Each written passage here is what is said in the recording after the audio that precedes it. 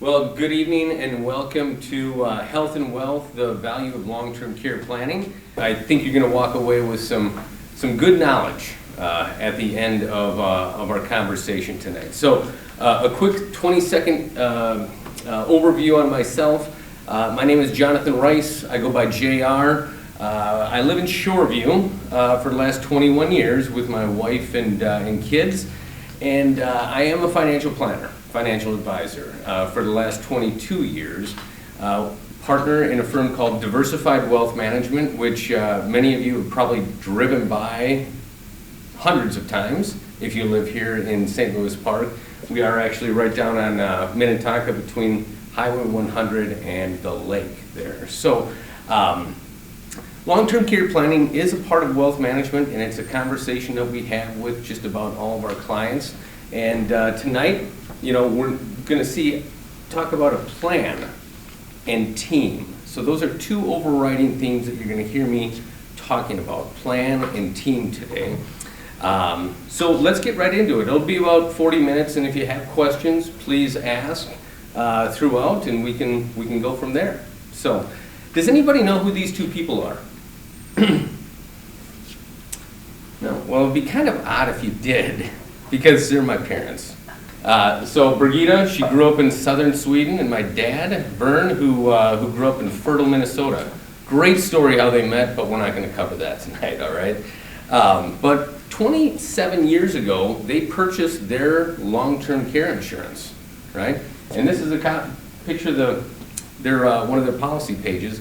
I'm going to touch on this a little bit later in the presentation here. So I recently had a long-term care event, or I thought it was going to be a long-term care event happen in my life. It was about 2 years ago, and my parents got up. It was a Sunday morning. They got up and they were going to church, and my mom was getting ready, dad was getting ready, and my mom said, "Dear, I kind of feel a little tired. I don't think I'm going to go this morning." And she was having a little bit of trouble expressing herself. And my dad said, "Okay, dear, I'll go to church and I'll come right back, be back in about an hour and 15 minutes, hour and a half." Comes back, my mom was still having trouble expressing herself.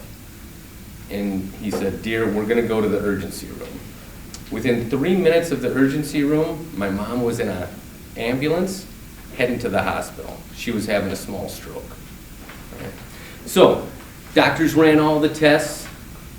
She spent 3 days, 2 nights there, and on the third day, the doctor comes in and says, "Birgitta, we'd like you to go to an assisted living facility." And she looked at my dad and back at the doctor and said, "Nope, I'm going home." Now, she had recovered fairly well, right? Luckily, caught it early. And she got back home. All the therapies came in, physical therapy, occupational therapy, speech. My parents actually kind of liked it because it was like a little visitor coming into the house, and they were very helpful and very kind. But I share this story with you because my parents have a plan. They've had a plan for a long time, and it's much more than that insurance policy that they had. So, let's move on. Long-term care statistics. So we're not going to focus on this a lot tonight in this class, but it might be one of the reasons why you're here or looking at this this class here. And if you look at the statistics, it certainly makes sense to have a plan in place, right? I think if you ask most people, are you going to need long-term care? Most people are going to say, "No, I'm not going to need it," right? But 70% of people at some point will need long-term care during their life. And you think of all the things in our life that we make a plan for that has such a small chance of happening, right? A fire in your house or your house burning down. Maybe a 1 or 2% chance of that happening, right? But we all have fire alarms. We all have maybe a fire extinguisher. We've all thought about that window or door that we're going to jump out of if a fire happens for a 1 or 2% chance. And this is a 70% chance. All right? I did the math. How many baby boomers are there? And some of us thought maybe baby boomers in this room. 76 million. That means 54 million baby boomers at some point are going to need long-term care during their lives. So it certainly makes sense to have a plan. These next two stats are the ones that really concern me though. Almost 80% of people don't want to talk to an advisor about long-term care, right? And get this, 83% of people don't want to talk to their family or kids about a potential long-term care need. That's very concerning. All right, a couple other stats. In 30 years, a semi-private nursing home room, and that's one with that curtain that goes down the middle, is estimated to cost almost $250,000 a year. That can leave a mark in a wealth management plan, if not planned for. And then it's estimated that the lifetime cost of someone with dementia could be almost $350,000. Now there's a wide range of dementia and cognitive problems, but those are two big numbers that need to be taken into consideration. So I've got some good news for you tonight. If you need care, you're gonna get it, all right? But by putting a plan in place, you're gonna have a lot more control of where you're getting care and who's giving you the care. All right? The good news is though, if you need care, you're gonna get it. So we have a client that we worked with for a long time, but his mother had a sudden stroke. She was in her 70s, and it was a pretty severe stroke. She lost the use of her left side of her body. And when he came and told me this, after kind of it all went down, he said, JR, death brings families together, and long-term care can tear families apart. See, this mother had 4 children. Half of them were in town, half were out of town. All right? And as you can imagine, the family had to step up. She didn't have a plan in place, unfortunately. So the family had to step up and help her. And the kids in town started making decisions on where mom was going to go and how money was going to be spent and what was going to happen with the home. And the kids out of town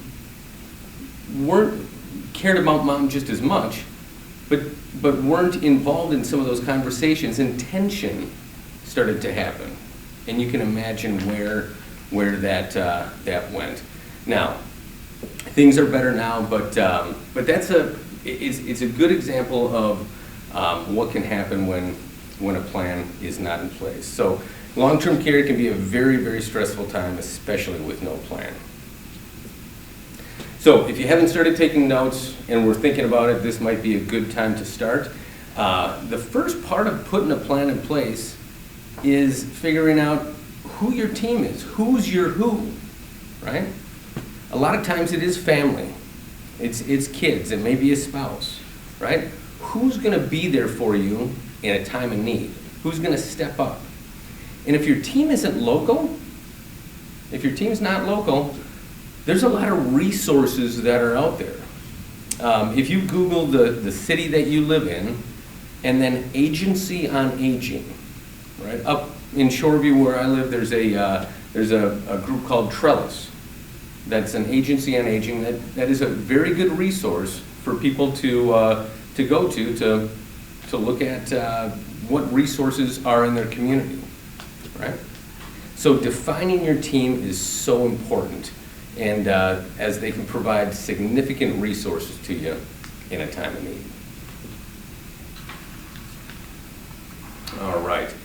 Now, step 2 is talking about the plan.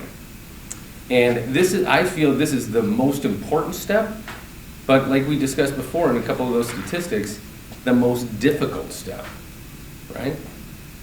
I mean, people don't want to talk about it, right? It's not a fun topic to talk about, but it's so important for you to have that blunt conversation of the challenges, the expectations that we all may face and so that the team knows what those are, right? And, my parents and I have had this conversation along with my sister for the last 10 years. And I will tell you that every time you have the conversation, it gets a little easier. And actually it gets a little bit more humorous because we start teasing each other about, the different places where they might be and those sorts of things. But it gets easier and easier each time you talk about it. So have the conversation, right? We've had lots of clients in our office where we've helped the client initiate that conversation through a conference call with kids, or even had the kids into to the office to start talking about if something like this happened. So have that conversation with somebody that's committed to you, that you trust, that you know is going to be by your side to help you make those difficult decisions in a time of need. All right? We all hope that we never have a long-term care need, right? We all dream of living as independently as possible, right, for our entire lives. And, a lot of wishes that we hear is that people don't want to become a burden on their family, and that they want to leave a positive legacy, okay? So, we've defined the team. We've had that blunt conversation, and now the final step is, where do we want to have care? Should we need it? So let's cover these three spots. These are the three most common places, right? Your home, nursing home, and assisted living. All right. Everybody knows my mom's place where she wants to have care, right, and stay. She wants to stay at home. So let's talk about that first. Hands down, this is where most people prefer. Nobody wants to be forced to leave their home, right? And if you plan ahead, that will give you the best chance to stay at home as long as possible, all right?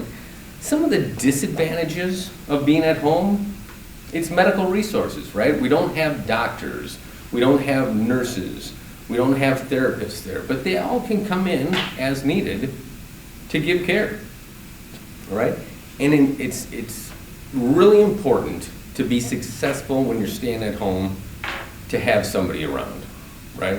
Whether that's a family member or a loved one, okay? All right, then there's the assisted living facilities. And the good news here is these things are essentially condos, right, with varying levels of care. And how many people see these popping up all over the Twin Cities, right? In Shoreview, Roseville, where we're at, I think 6 of them have probably gone up in the last 5 years.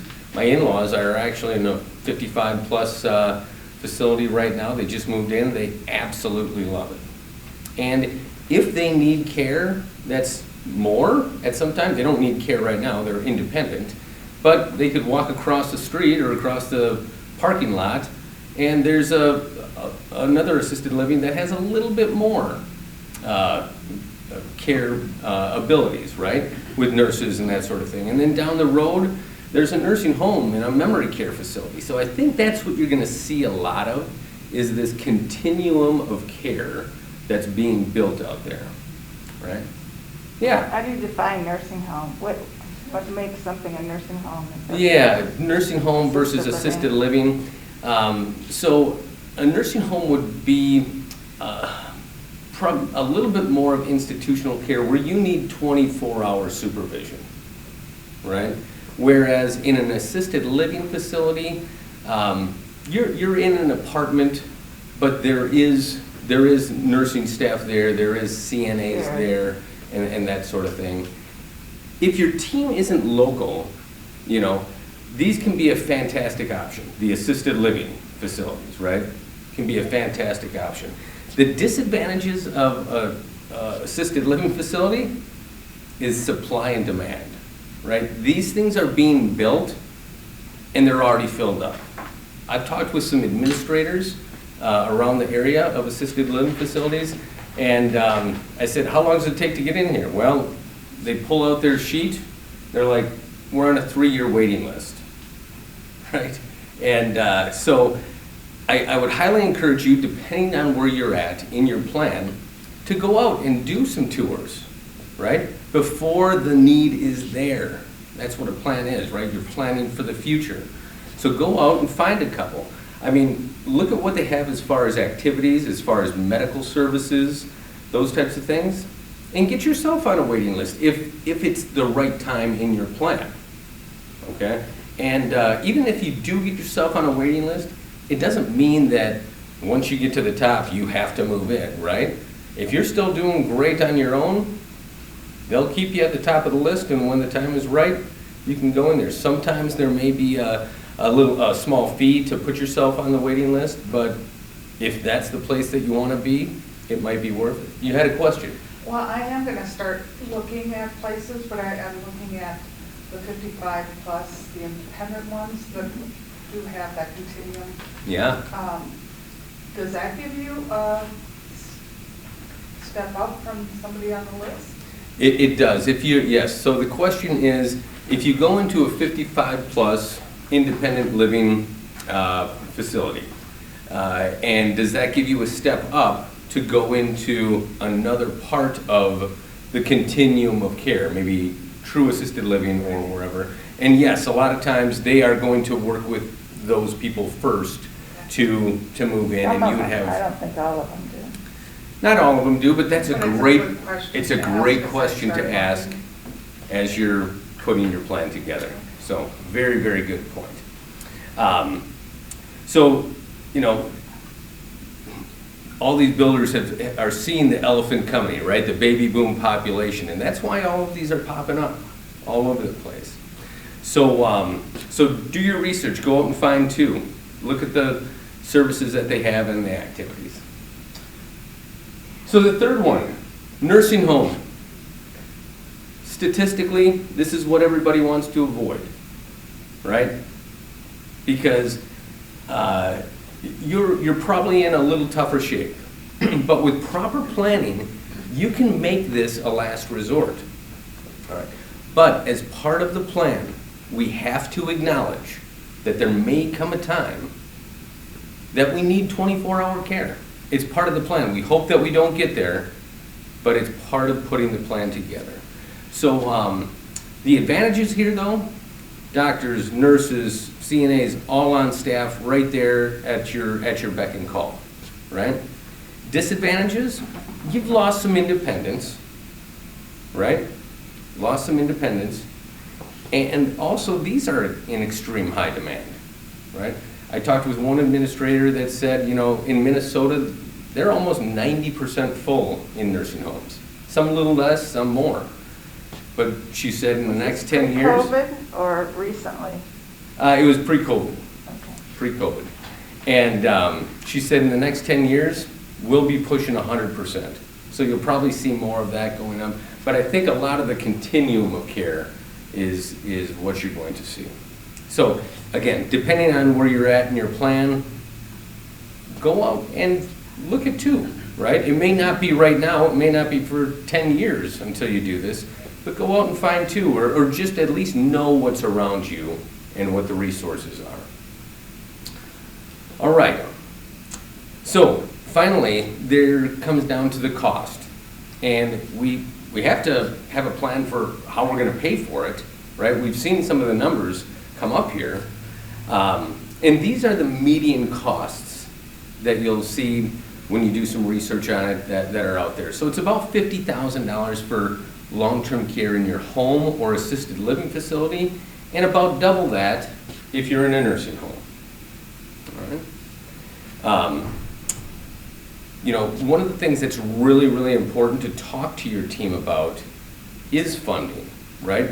Where are you going to get the assets from? So let's talk about some funding options. What are the options that are out there? So do you remember when I said if you need care, you're probably going to get it? If funding is going to be an issue for you, right, Medicaid is probably going to be the source that helps you with a long-term care need. And here's the advantages. The advantage is we've already paid for it, right? And every paycheck that we ever got, right, 1.45 if you were a W-2 employee, went to Medicaid. If you're self-employed, you get the pleasure of paying 2.9%. to Medicare. So that's the good news. You've already paid for it, and if you need care, you're probably going to get it. The disadvantages, though, is that you need to spend down your assets. In Minnesota, it's down to about $3,000. Now, there is some community spouse dollars that can be kept in a house and a car, and really, this slide could be a whole 3-hour class on Medicaid, right? So, so that, you know, that's a much deeper rabbit hole that, you know, you could talk about for a long time. But if funding is an issue, Medicaid will most likely be the source that you look to for funding.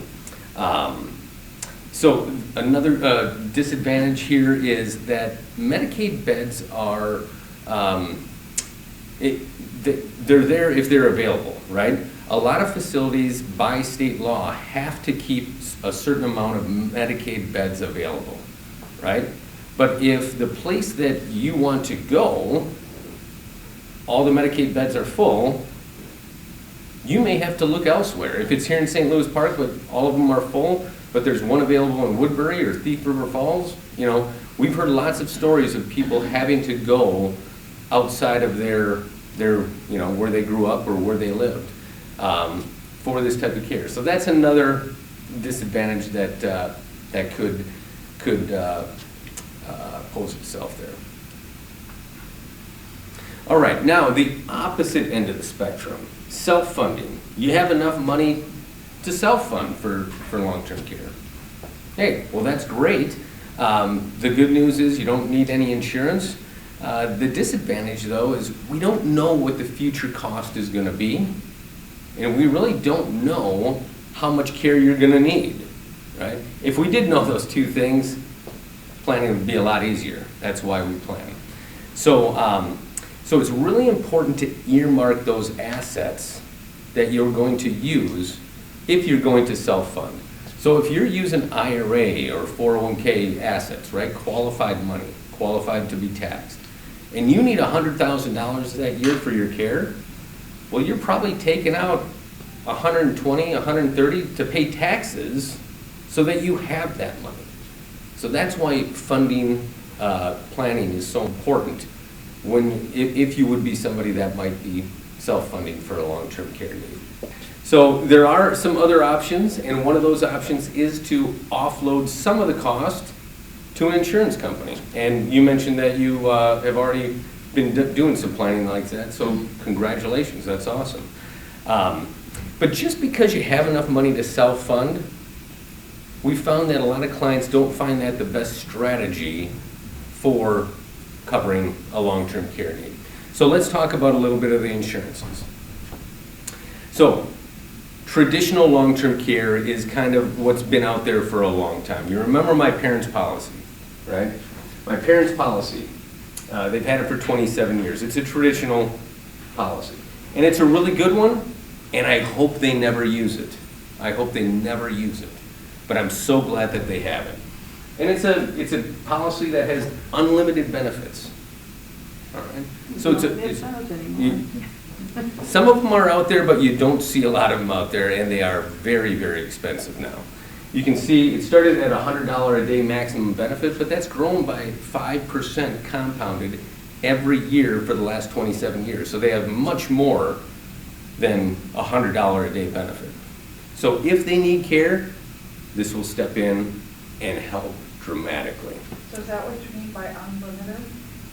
Unlimited, right. So there's a lot of policies, traditional policies now, that are for 2 years or 3 years or 5 years, right? This, as long as they need care, they're going to get it. Right? So it's, you know, one of the biggest, I guess, things that the insurance company keeps them up at night is cognitive impairment, right? Dementia. It's the Ronald Reagan story, right? President Reagan spent the last 12 years of his life in a memory care facility, right? If that was one of my parents, which I certainly hope it's not, they would have care for that whole time. You know, one advantage is it can be a little bit less expensive up front, but one could argue that depending on how long you're paying it. And the other disadvantage is it's a little bit like car insurance. Not that car insurance is bad, it's great, right? We all should have it or do have it. But with car insurance, you pay your premium. You hope you don't get into an accident. If you don't, yes. But the insurance company keeps the premium, right? And that's how traditional long-term care is, right? So if you never need care, the insurance company has kept those premiums, like my parents' premiums, for 27 years.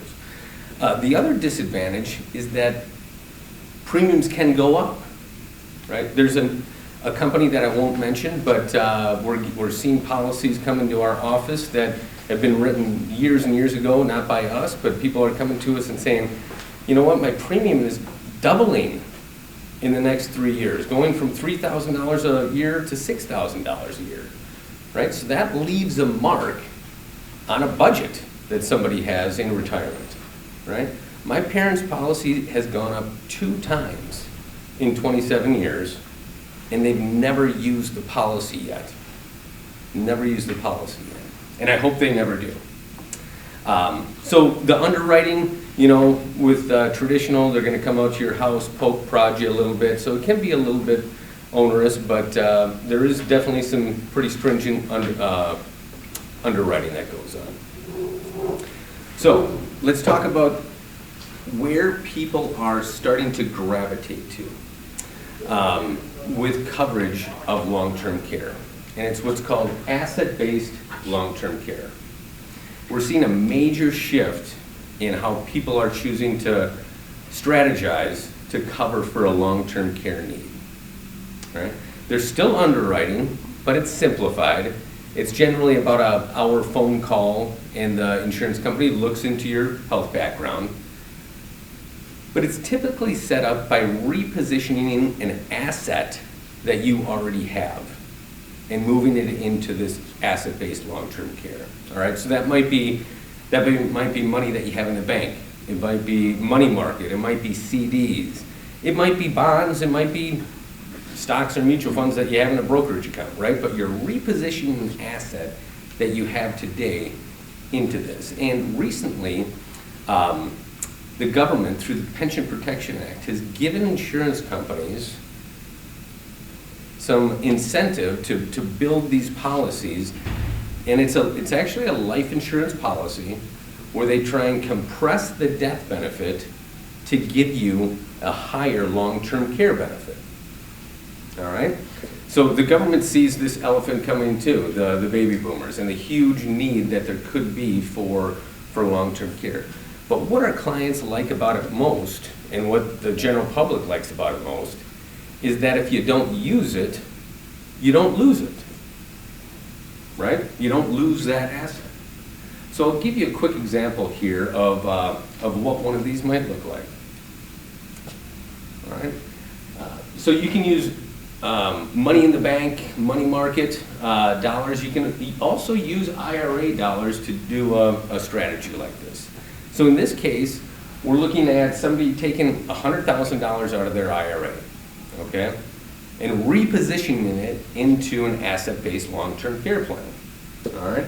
And that $100,000, the first bucket it creates is a cash value bucket, all right? So it's still your asset, right? Still your asset, but you've repositioned it into this. So it has a cash value day one, that life insurance policy. All right? The second bucket that it creates is a death benefit bucket. You remember, this is life insurance, so it has a death benefit. And if you never use it, this death benefit passes on to your beneficiaries tax-free. Now, depending on how old you are, depends on how big that bucket is. So the older that you get, that bucket will get smaller, okay? I actually just purchased my own policy, and there was about a doubling of what I put in to the death benefit, okay? But the older that you get, that may start to even out to about dollar for dollar. But it's different for every person and every age. But so that's what our clients like, is hey, if I never use it, I know that money's coming back into the estate, going to my beneficiaries. And I can tell you, if this was around 27 years ago, my parents will probably put well into the six figures into their policies, right? And they would love to give it to their beneficiaries, which I'm one of, so. But they have three beneficiaries: charities, my sister, and myself. So they would have loved to do this, but they don't, and they have the traditional, which is great, and I'm so happy that they have it. And then the third bucket that these policies create, and maybe the most important bucket, is a bucket to use for long-term care. All right? And so we're compressing the death benefit, but building a bigger bucket to use for long-term care. And these policies can be set up where it could be used for 3 years, 5 years, 6 years, possibly even longer. So this is how we get leverage to use dollars for a potential long-term care need. Any questions on this? And where is all the fees in that?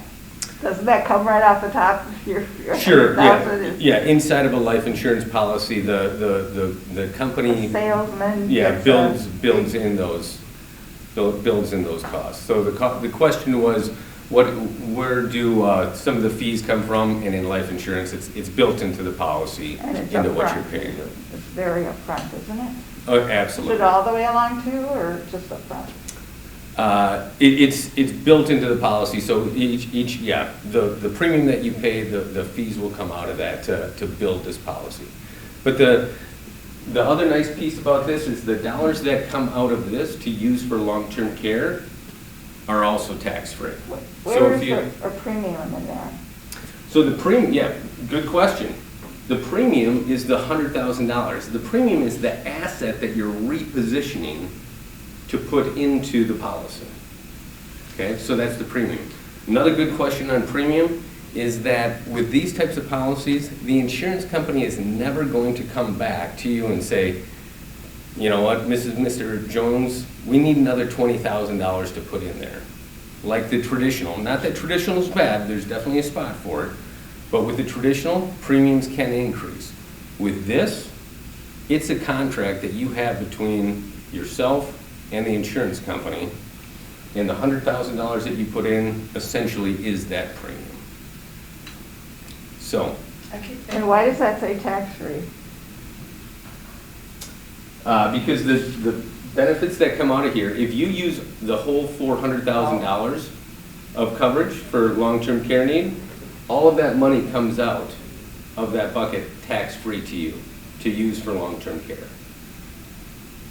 And you never pay your tax on your IRA part? You absolutely, all along? you absolutely pay, you have to pay taxes on the IRA. Okay. And you can also do it in, to spread out the tax burden. A lot of times we'll look at doing maybe a 5-pay or a 10-pay. So instead of putting $100,000 in, if we're using IRA money, we might do $10,000 a year for 10 years, spread out that tax liability. I'm not a CPA, I should say that right up front, but that's one strategy that people have used. So, here's what I want to leave you with tonight. What's the legacy that you want to leave, right? How can you age gracefully and have people remember you, right? Who do you want to have on your team, right? Where do you want to get care, right? Okay? So that's my biggest hope of what you get out tonight. It's much more than an insurance policy, right? It's about putting your plan together, having that conversation, and having a good team behind you, right? Those are such integral parts of a long-term care plan, all right? So I would encourage you, hey, take control of your plan. Have that conversation, right? We have what we've put together. It's a long-term care workbook. Now, there is no magic pill to put in the plan together, right? That work is on each of us as a person, right? But this workbook will help you organize your plan and walk you through some of the steps that you can have documented. You can keep right by your will right, in that safe spot. So your loved ones, your team knows what your goals are should a long-term care event happen. And I'm happy to email this to you. We have it in electronic format, so we can definitely do that. And you know, if you're looking for some more information on it, please reach out. I'm happy to, you know, we need date of birth, are you married, you know, that sort of thing, to run an illustration, show you what something like that might look like, if that's something you're looking for. And with that, you know what, I want to thank our viewing audience tonight. Thank you very much for watching. And thank you all for being here. I greatly appreciate it. I'll stick around here for a few minutes if you have some additional questions, but let's put our plan together and move forward. Thank you. All right. Jonathan. Thank you.